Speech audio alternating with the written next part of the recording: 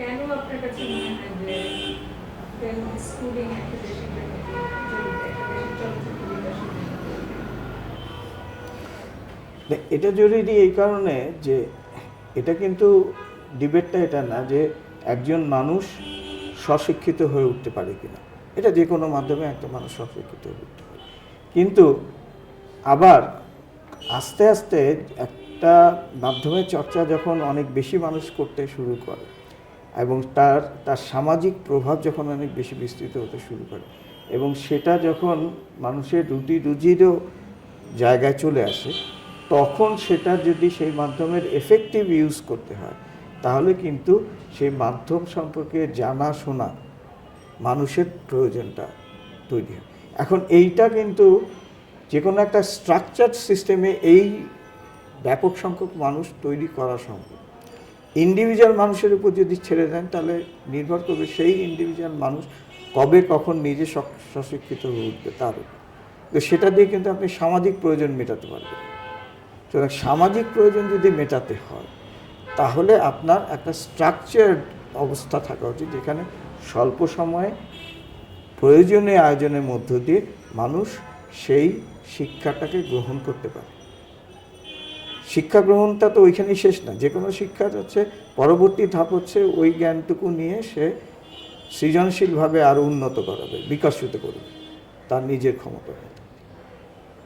সুতরাং যদি এই ধরনের মানুষ যখন আপনি যত বেশি সৃষ্টি করতে পারবেন তত পসিবিলিটি থাকবে যে সেই একটা মিডিয়াম সম্পর্কে মোটামুটি একটা ধারণা সম্পন্ন মানুষ যখন কর্মক্ষেত্রে আরও বেশি করে ঢুকবে এবং তখনই কিন্তু সে তার কর্মক্ষেত্রে যদি মিনিমাম ডিনোমিনেটরটা কিন্তু হবে যে সেই মাধ্যম সম্পর্কে একটা সাধারণ ধারণা নিয়ে সেখানে কাজ করতে আসছে।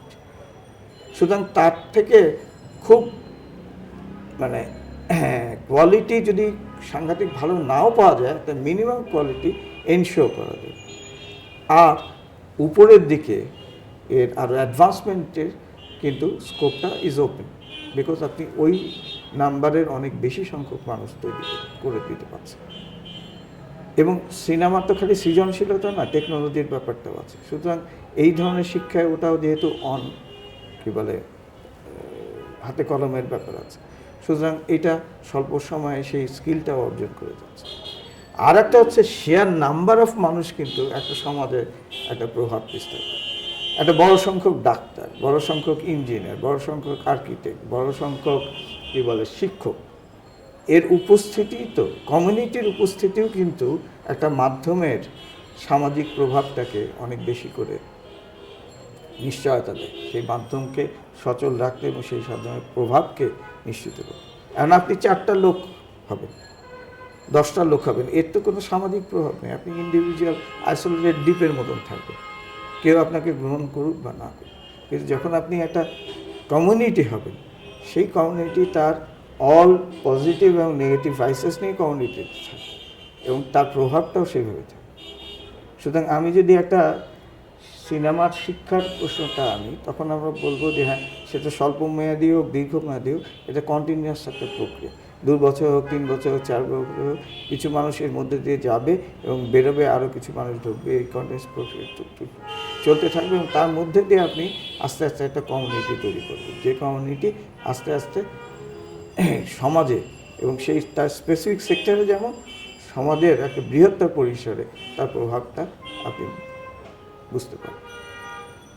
সুতরাং এটা খুব ইম্পর্টেন্ট। না হলে যেটা হবে যে কেবলমাত্র ইন্ডিভিজুয়াল মানুষের ইন্টারেস্টের উপর এবং তার এবিলিটির উপর আপনার একটা মাধ্যমকে আপনি তার মরা বাঁচা বা তার বিকাশের ব্যাপারটাকে কী বলে কন্ডিশন করে দিচ্ছে। আপনার সঙ্গে আমার যখন থেকে পরিচয়, তখন থেকে দেখি একটা নতুন ব্যক্তি আপনি খুব উৎসাহিত করার চেষ্টা করেন। সেটা ফিল্ম মেকিংয়ের ক্ষেত্রে হোক, বিশেষ করে ফিল্ম মেকিং, চলচ্চিত্র শিক্ষা, এটা মানে আপনার সমবয়সীদের মধ্যে এটা একটু কম। এটা কেন যে আপনি নতুন বের করে বেশি আস্থা মানুষ? না, এটা তো খুব স্বাভাবিক যে যদি ওইভাবে চিন্তা করা যায় যে আমরা যে সময় শুরু করেছি সে সময় খুব কম মানুষই শুরু করেছে এবং এটা তো খুব মানে এটা একটা সাধারণ গণিতিক ব্যাপার যে আপনি যে কাজটি করছেন, যে কাজই করেন না কেন, এর এর বিস্তৃতি ঘটা যদি না পারেন, তো এর কোনো ইম্প্যাক্ট আপনি তৈরি করতে পারবেন না। সেটা সামাজিক ইম্প্যাক্ট হোক, সেটা অ্যাস্থেটিক ইম্প্যাক্ট হোক, সেটার কী বলে পেশাগত ইম্প্যাক্ট হোক। যে সুতরাং যতক্ষণ না আপনি আপনার ভাবনার কাছাকাছি মানুষকে আরও বেশি করে চলচ্চিত্র নির্মাণ, চলচ্চিত্র প্রদর্শন, চলচ্চিত্র নিয়ে কাজ করার মধ্যে না আনতে পারেন, ততক্ষণ পর্যন্ত তো আপনি আপনার শক্তি বৃদ্ধি করতে পারবেন। এবং এটা তো বলতেই হবে, ইন্ডিভিজুয়ালি হলেও সমষ্টিগত হলেও আমরা একটা আন্দোলনের মধ্যে আছি, অর্থাৎ আমাদের একটা প্রতিপক্ষ আছে এবং যে প্রতিপক্ষ অনেক বেশি সংগঠিত এবং অনেক বেশি শক্তিশালী আর্থিকভাবে, সামাজিকভাবে এবং কী বলে প্রাতিষ্ঠানিকভাবে।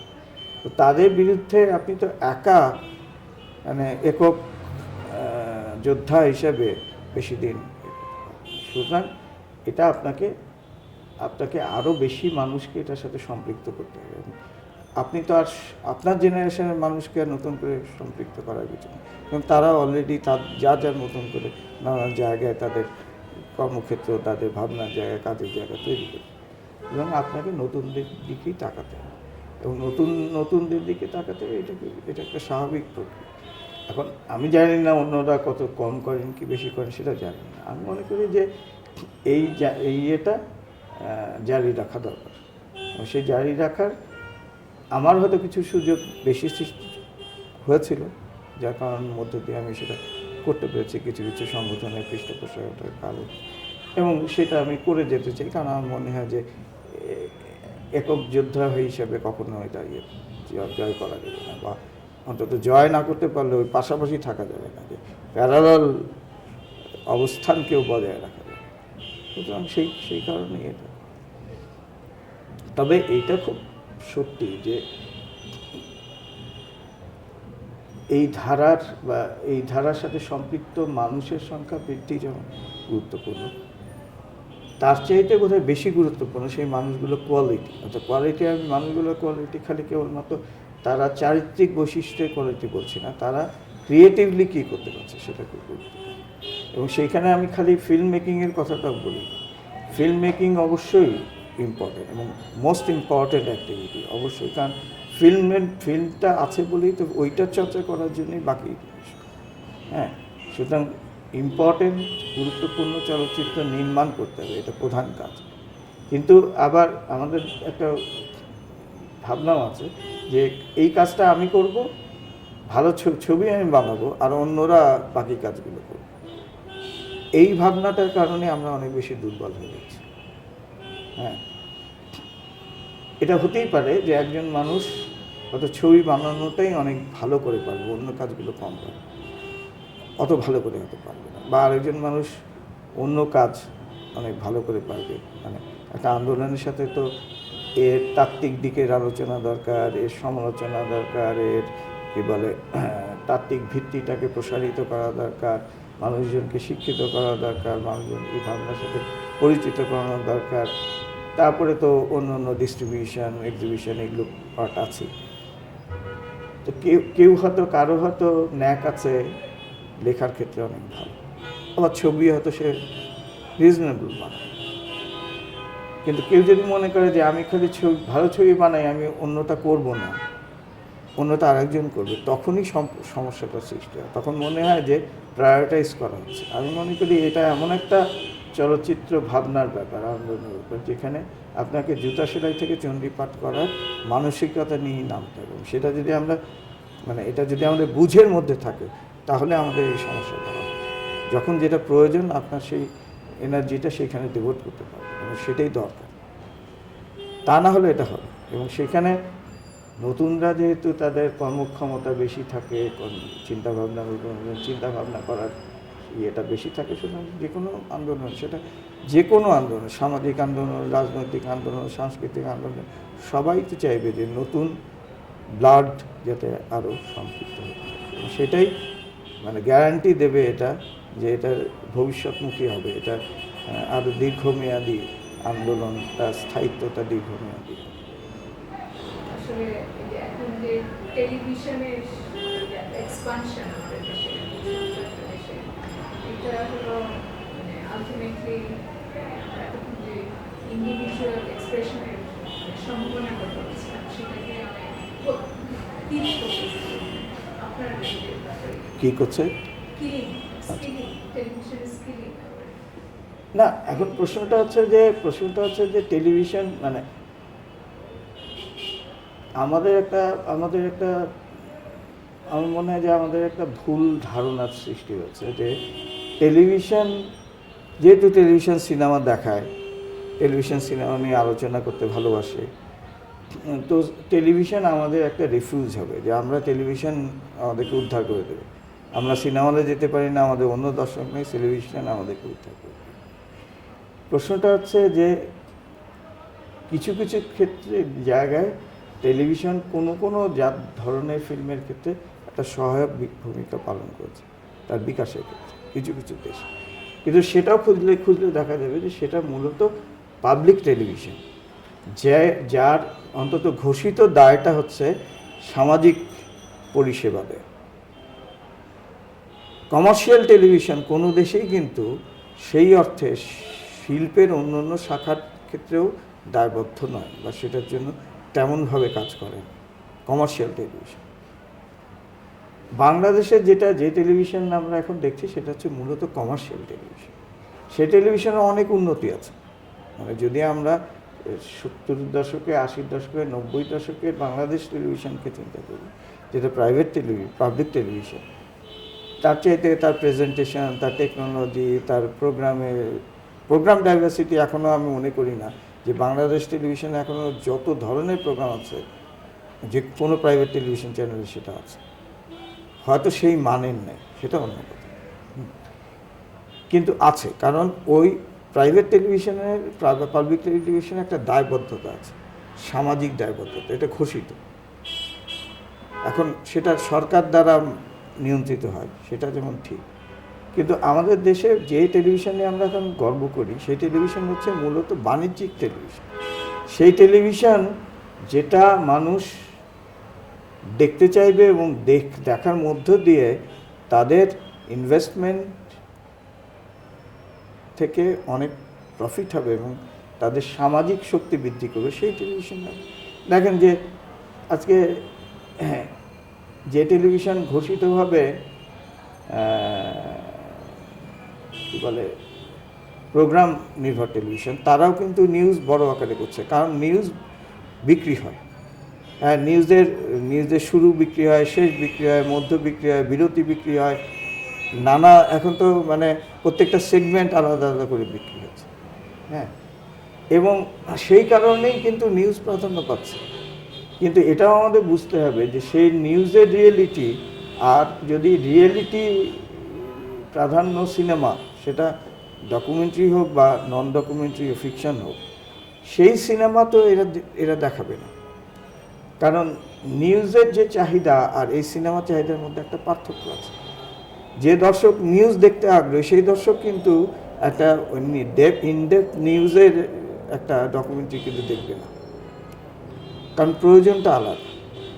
এখন ওরা এক ধরনের অডিও ভিজুয়াল তৈরি করছে যেটা টেলিভিশনের চাহিদার সাথে বা টেলিভিশনের ক্যারেক্টারের সাথে মেলে। তারা তাৎক্ষণিকতাকে অ্যাড্রেস করতে চাচ্ছে, তারা এন্টারটেইনমেন্ট অ্যাসপেক্টটাকে প্রমোট করতে চাচ্ছে। সেইখানে আমরা যে সিনেমার কথা ভাবি, সেটা ফিকশন হোক ডকুমেন্টারি হোক, কোনো সিনেমাই ওখানে সেই অর্থে প্রাধান্য পাবে না। ওরা পৃষ্ঠপোষকতা ওই অর্থে করবে, কিন্তু সিনেমা ওখানে থাকবে, কারণ cinema is part of the society. এবং যেহেতু সোসাইটির মানে ইভেন্টস, সোসাইটির এলিমেন্টসগুলোকে কোনো না কোনোভাবে তাদেরকে আনতে হবে, তারা আনে। এবং খেয়াল করে দেখবেন যে সব প্রত্যেক চ্যানেলের সিনেমার আছে, কিন্তু কোন সেই সিনেমা হচ্ছে মূলধারা বাণিজ্যিক সিনেমা, কারণ তারা বেশি দর্শককে আনন্দ দিতে চায় ওই ইয়ের মধ্যে।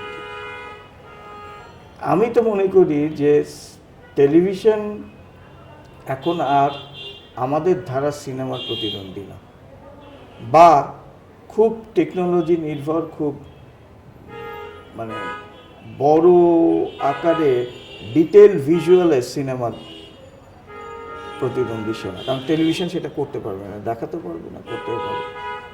দেখালেও সেটা যেভাবে সেই প্রেজেন্টেশন দরকার সেটা সে করতে পারবে না। সুতরাং এখন যেটা আমাদের দরকার সেটা হচ্ছে যে টেলিভিশনের ভিজুয়াল এবং সাউন্ডের থেকে আমাদের ভিজুয়াল সাউন্ডের চরিত্রগত পার্থক্য নির্ধারণ করা। সেটা যদি করা যায় তাহলে দুই ধরনের ভিজুয়ালের জন্য দুই ধরনের দর্শক তৈরি হবে প্রধানত। এবং আমি তো মনে করি যে এখনকার সিনেমা অনেক বেশি করে ভিজুয়াল সিনেমা হওয়া উচিত রাদার দেন অডিও সিনেমা।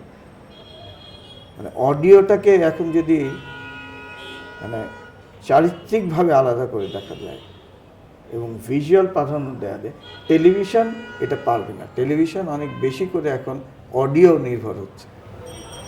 ওই জিনিসটাই বলছিলাম যে আমাদের যেহেতু টেলিভিশনের সংখ্যা অনেক বেড়ে গেছে, টেলিভিশন হলো অডিও নির্ভর ভিজুয়াল, এবং এই চর্চাটা হলো আমাদের টোটাল সোসাইটিকে এমনভাবে প্রভাবিত করছে যে ওই ভিজুয়াল নির্ভর যে সিনেমাটা আমরা কল্পনা করছি সেইটার সম্ভাবনাটাকে হলো অনেক ইয়ে করছে।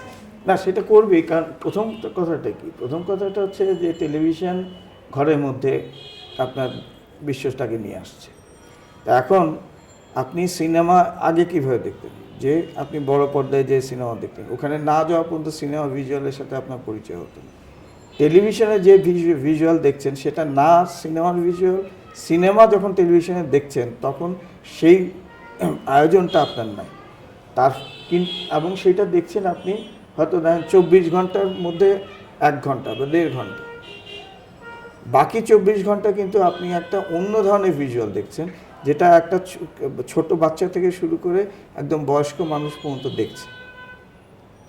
এখন ওই ভিজুয়ালটা কিন্তু আপনি ডে টু ডে ওই ভিজুয়াল দ্বারা প্রভাবিত হচ্ছে। সুতরাং ওই ভিজুয়াল আপনি চান বা না চান, ওই ভিজুয়ালের ইম্প্যাক্ট অনেক বেশি।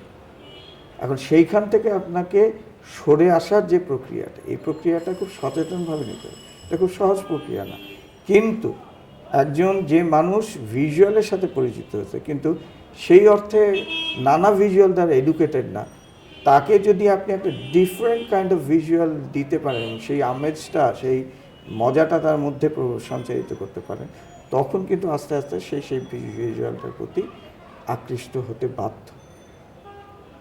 প্রশ্ন হচ্ছে আমরা সেই ভিজুয়াল তৈরি করতে পারছি কিনা, সেই ল্যাঙ্গুয়েজ তৈরি করতে পারছি কিনা। এখন কিন্তু দুটো সম্ভাবনা আছে, একটা হচ্ছে টেলিভিশনের ল্যাঙ্গুয়েজ সিনেমাতে নিয়ে আসা, যেটা আমাদের দেশে কিছু কিছু কিন্তু হয়েছে।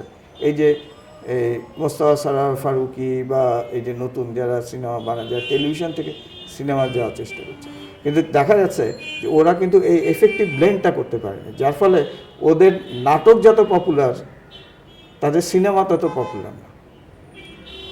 কিন্তু এটাও কিন্তু একটা জায়গা, কারণ মনে রাখতে হবে যে যে ভিজুয়াল অডিও ভিজুয়াল আপনি প্রতিদিন 24 ঘন্টা দেখছেন, সেই অডিও ভিজুয়ালের কোনো প্রভাব আপনার মানসিক জগতে পড়বে না, এটা তো হতে পারে না।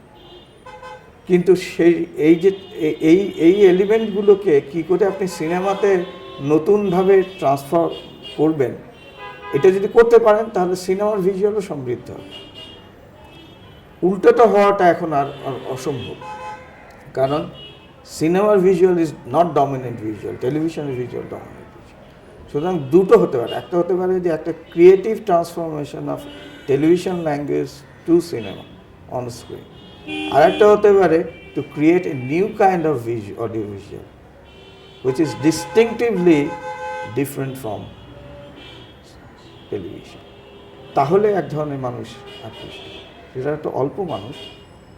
আমি তো মনে করি যে আমার ব্যক্তিগতভাবে মনে হয় যে কিরোস্তমি টাইপের সিনেমা, আমি টাইপ বলতে অন্যটা বলছি, যে এমন ভিজুয়াল যেটা টেলিভিশন দেখাতে পারবে না, কিন্তু আপনার মনে হবে যে এটা টেলিভিশন, এই রিয়েলিটি আমি দেখছি। কিন্তু আপনি তৈরি করতে চান তখন কিন্তু ওটা হয় না, ওটার জন্য আলাদা মানে ট্যালেন্ট লাগে, আলাদা ভিজুয়াল লাগে আর কি বলে যোগ্যতা লাগে ওই ধরনের ভিজুয়াল তৈরি। কিন্তু ইট লুকস ভেরি ইজি, কিন্তু ওই রিয়েলিটি আর টেলিভিশনের রিয়েলিটির মধ্যে আকাশ পাতাল পার্থক্য আছে। দর্শক এমন একটা সৃষ্টি করে যারা ওই ভিজুয়াল রিয়েলিটিটাকে রিড করতে পারে, ওই ভিজুয়ালটাকে রিড করতে পারে। এটা হচ্ছে একটা বড় টাস্ক। সেই সেই দায়িত্ব কিন্তু মানে সব চলচ্চিত্র বিষয়ক সব সংগঠনের, যে এই টেলিভিশনকে আমি খাটো করছি না, টেলিভিশন খুব ইম্পর্ট্যান্ট একটা মিডিয়া, কিন্তু টেলিভিশনকে ওই রোলটা প্লে করতে দিই আমরা টেলিভিশনের রোলে দাঁড়ানোর প্রয়োজন নেই। এবং আমি তো মনে করি যে দুই ধরনের সিনেমা হবে। এক ধরনের সিনেমা হবে ওই যে ধরনের সিনেমা টেলিভিশন কোনোদিন বানাতে পারবে না, ওই 3D টাইপের সিনেমা, অমুক তমুক, তারপরে এই যে কম্পিউটার জেনারেটেড ইমেজে। আর এক ধরনের সিনেমা হবে যেটা হচ্ছে অনেক বেশি বাস্তবতার কাছাকাছি, কিন্তু সেই বাস্তবতাটা টেলিভিশনের বাস্তবতা না, রিয়েলিটি শোর বাস্তবতা না, সেই বাস্তবতাটা অনেক বেশি নতুন, মানে এই টেকনোলজির সাহায্যে অনেক বেশি করে অনেক গভীর এবং আনএক্সপোজ বাস্তবতা, যেটা বাস্তবতা, যেটা বাস্তবতার বাইরে কিছু না, এবং বাস্তবতা একটা নতুন ইন্টারপ্রিটেশন। এই দুই ধরনের সিনেমা হওয়ার পসিবিলিটি আছে। এবং আমরা যেহেতু ওই টেকনোলজি বেসড সিনেমা বানাতে পারবো না, যেটা খুব অ্যাডভান্স টেকনোলজি ব্যাপার এবং ইনভেস্টমেন্টের ব্যাপার, যেটা আমাদের কোনো ধারা সিনেমার পক্ষে, ইভেন আমাদের বাণিজ্যিক ধারা সিনেমার পক্ষে এটা সম্ভব না, ওই ইনভেস্টমেন্ট এবং ওই টেকনোলজি বাস্তবে। তাহলে আমাদের এই ধরনের সিনেমা বানানোর দিকে মনোযোগ দেওয়া উচিত বেশি করে।